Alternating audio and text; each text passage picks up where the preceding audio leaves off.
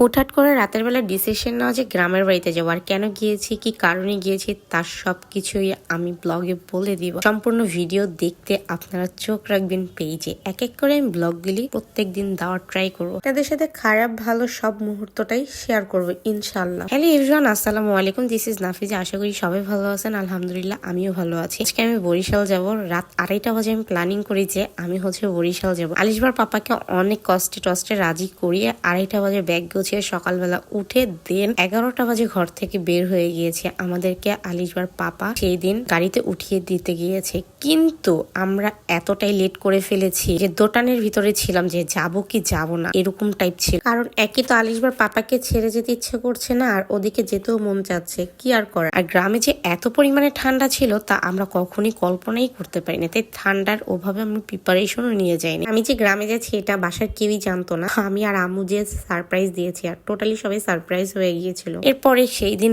বাস একটাও কাউন্টারে ছিল না, কিন্তু আমার তো মন এত ভাবে উঠে গেছে যে আমি ঢাকা ত্যাগ করবো, বরিশালে যাব। তো এখন আর কি করার, আমার তো যেতেই হবে। যদিও ছোটবেলা থেকে আমি একটু বেশি ঘাট তারা, এটা সবাই কম বেশ জানে যে যেটা বল সেটাই করে থাকি। যেহেতু কাউন্টারের গাড়ি ছিল না, আমাদের তো যেভাবে হোক যেতে হবে। তাই এমন একটা ফালতু মার্কা বাসে উঠেছে যার জীবনটাকে একদম বরবাদ করে দিয়েছে। যেখানে বরিশাল যেতে আমাদের 2.5 থেকে 3 ঘন্টা লাগে, সেখানে আমি বরিশালে গিয়ে পৌঁছেছি 5 ঘন্টাতে। আমাদেরকে একদম বলেছিল যে একদম ডাইরেক্ট বরিশাল যাবে এন্ড 2.5 থেকে 3 ঘন্টার মধ্যে ওনারা যেয়ে পৌঁছাবে। কিন্তু ওঠার পর বুঝতে পেরেছি যে এরা আসলে কেমন টাইপের বাস ছিল। হোয়াট এভার, জীবনের সব ধরনের এক্সপিরিয়েন্স লাইফে দরকার আছে, তাই আমার নতুন একটা এক্সপিরিয়েন্স হয়ে গেল। তারপর মাসফিকে বলতেছে তোমার কেমন লাগছে যে তুমি তোমার নানু বাড়িতে যাচ্ছ। যদিও তোমার নানু ঢাকাতে থাকে, কিন্তু ওই বাড়িতে যাওয়ার পরে তোমার কেমন লাগবে। সে বলতেছে না আমার গ্রাম খুব ভালো লাগে, আমার খুব ভালোই লাগবে। এরপর পদ্মা সেতুতে এই যে চর যে জেগেছে, দেখতে যে কি সুন্দর লাগছে শীতের ভিতরে। আসলে ঘুরতে না অনেক বেশি পছন্দ হয়, আর পদ্মা সেতুটা দেখতে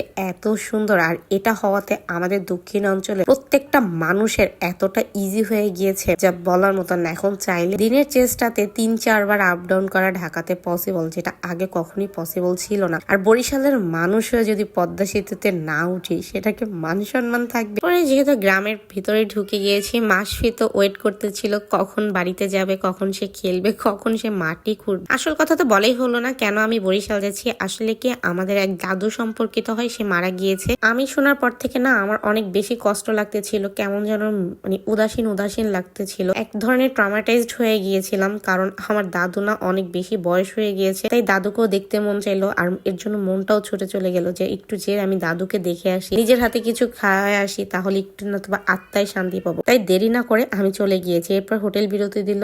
এখন যেহেতু হোটেল বিরতি দিয়েছে, আমাদের তো কিছু খেতে হবে। যেহেতু অলমোস্ট সে তখন 3টা বেজে গিয়েছে, তাই আমি আর দেরি না করে সাদা ভাত আর গরুর মাংস নিয়ে নিয়েছি। ওখানে খিচুড়ি আর বিরিয়ানি ছিল, যেটা আমার খেতে ইচ্ছা করতেছিল, তাই আমি গরুর মাংস আর ভাত নিয়ে নিয়েছি। এটাই একটু শান্তি করে খেতে পেরেছি, কারণ গরুর মাংসের সাথে ডাল দিয়ে ভাত খেতে আমার পছন্দ, আর গরুর মাংস তো আমার এমনি অনেক বেশি পছন্দ। এরপরে আলিশবাবু একটু খেয়ে নিচ্ছে, কারণ আলিশবাবু সকালবেলা ওভাবে কিছু খেয়ে যায়, কারণ আমরা তো দোটানের ভিতরেই ছিলাম, যার জন্য নাস্তা করে ওভাবে বের হওয়া পড়ে। তো খেতে খেতে বাড়িতে আমি ফোন দিয়ে ইনফর্ম করতেছিলাম যে আমরা অলমোস্ট কাছাকাছি চলে আসছি, আমাদের আসতে আর বেশিক্ষণ টাইম লাগবে না, আমাদেরকে যেন একটু রিসিভ করতে আসে। তাই আমাদের এক আন্টিকে ফোন দিয়েছিলাম, আর কাউকে বলিনি যে আমরা বাড়িতে যাচ্ছি। আর একটা জিনিস দেখবেন, যখন কোথাও যাওয়ার জন্য মন ছুটে চলে যায়, তখন আপনি যত কিছুই করেন না কেন, ওইখানে না গেলে শান্তি পাবেন না। লাইফে সবকিছুরই একটা রিফ্রেশমেন্ট দরকার আছে। আমার সেদিন মনে হচ্ছিল আমি ঘরে দম বন্ধ হয়ে মরে যাবো, এরকম সেরকম। তারপরে অবশেষে আমরা বাস থেকে নেমেছি। এখন দাদুর জন্য তো কিছু কেনাকাটা করে নিতেই হবে, যেহেতু দাদুকে দেখতে যাচ্ছি। তাই কমলা, আপেল, আঙুর, যা ফল ফ্রুট নেওয়া যায়, এন্ড তার পছন্দ অনুযায়ী আমি সবকিছু নেওয়ার ট্রাই করেছি। আর খালি হাতে কিভাবে যায়, তাই আমি বাসার জন্য মিষ্টিও নিয়ে নিয়েছি। নিয়ে দেন আমরা আবার গাড়িতে উঠতে হবে। আমাদের ডিরেক্ট বরিশাল নামার পরে আমাদের 2 বার গাড়ি চেঞ্জ করতে হয়, যেহেতু আমাদের একটু গ্রাম সাইডে পড়েছে। তো উঠার পরে মনে হচ্ছে যে না আমি বাড়িতে যাচ্ছি, আমার এরকম একটা ফিল হচ্ছে। আর গ্রামের পরিবেশ আমার এত বেশি পছন্দ, কিন্তু আমি রাতের বেলা গ্রামে কখনই অ্যাডজাস্ট করতে পারি না। দিনের বেলা যতটা আমি অ্যাডজাস্ট করতে পারি, আমার দিনের বেলা ভালো লাগে, রাতের বেলা ভালো লাগে না। যখন গ্রামের রাস্তায় পা দিয়েছি আমাদের বাড়ির রাস্তায়, তখন আমার মনটা একদম টোটালি ভরে গিয়েছে। যেহেতু ওদিন যেতে যেতে আমাদের অলমোস্ট সন্ধ্যা হয়ে গিয়েছে, তাই সেক্ষেত্রে আমি আর ঘুরে বেড়াতে পারিনি। পরের দিন আমি ঘুরে বেরিয়েছি। প্রতিটা মানুষের নিজের গ্রামটা অনেক বেশি পছন্দ, সেক্ষেত্রে আমার গ্রামটা আমার অনেক বেশি পছন্দ। এই কারণেই, কারণ আমাদের বাসার সাথেই হচ্ছে খাল বয়ে গিয়েছে, যেটা দেখলে অনেক বেশি একটা শান্তি লাগে। আলিশবা পরের দিন সকালে ঘুম থেকে উঠে উঠানে হাঁটতে ছিল আর সে অ্যানালাইসিস করতেছিল যে আসলে কি করবে।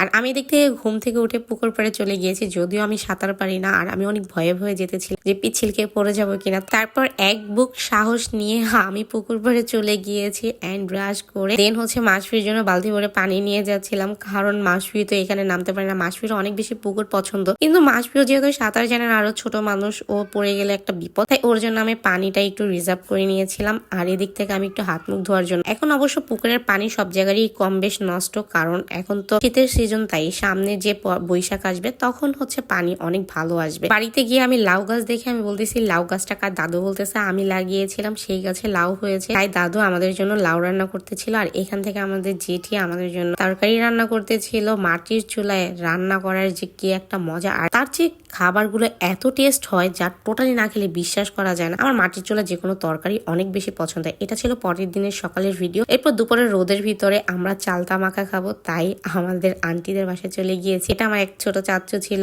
আন্টি ছিল, আন্টির হাজবেন্ড ছিল, এন্ড ওরা খুবই ভালো, আর ওরা হচ্ছে আমার এজের খুবই ছোট। তারপরও আমি তাদেরকে সম্মান দিই, কারণ সম্মান দিলে সবার কাছ থেকে সম্মান পাওয়া যায়, তাই বলে। এরপরে খাচ্ছে আর অনেক বেশি দুষ্টামি করতেছে। রোদের ভিতরে এভাবে উঠানে বসে সবাই বসে যদি চালতা মাখা বড়ি মাখা খাওয়া যায় তাহলে কতই না মজা হয়। গ্রামে না, এর জন্য অনেক বেশি পছন্দ। আমি যে 2 দিন গ্রামে ছিলাম কি কি করেছি না করেছি অল্প অল্প করে প্রতিটা ব্লগ দিব ইনশাল্লাহ। গ্রামে নেট ছিল না, তাই আমি কোনো ভিডিও আপ দিতে পারিনি। আর গ্রাম কার কার ভালো লাগে তা অবশ্যই কমেন্ট করে যাবে। দেখা হয়ে যাবে নেক্সট কোনো একটা ভিডিওতে। আল্লাহ হাফেজ।